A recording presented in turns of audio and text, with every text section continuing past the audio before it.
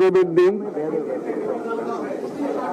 যে যে বিপ্লবের মাধ্যমে বাংলাদেশ আজকে নতুন বিজয় দিবস সৃষ্টি করলো, সেটাকে সামনে রেখে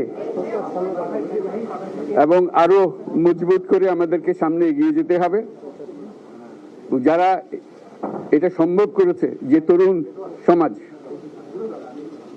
তাদের প্রতি আমি আবার সমস্ত প্রশংসা এবং কৃতজ্ঞতা জানাচ্ছি তাদেরকে। তারা আমার পাশে আছে। এরা এই দেশকে রক্ষা করেছে, এই দেশকে নতুনভাবে পুনর্জন্ম দিয়েছে এবং এই পুনর্জন্মে যে বাংলাদেশ পেলাম, সে বাংলাদেশ যেন অত্যন্ত দ্রুত গতিতে এগিয়ে চলতে পারে, সেটাই হলো আমাদের শপথ।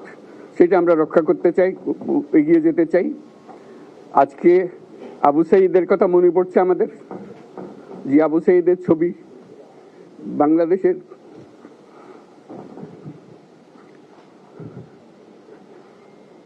প্রতিটি মানুষের মনে গেঁথে আছে, এটা কেউ বলতে পারবে না। কি অবিশ্বাস্য একটা সাহসী যুবক, বন্দুকের সামনে দাঁড়িয়ে আছে এবং তারপরে থেকে কোন যুবক, কোন যুবতী আর হার মানে নাই, সামনে গিয়ে গেছে এবং বলছি যত গুলি মারো, মারতে পারো, আমরা আছি।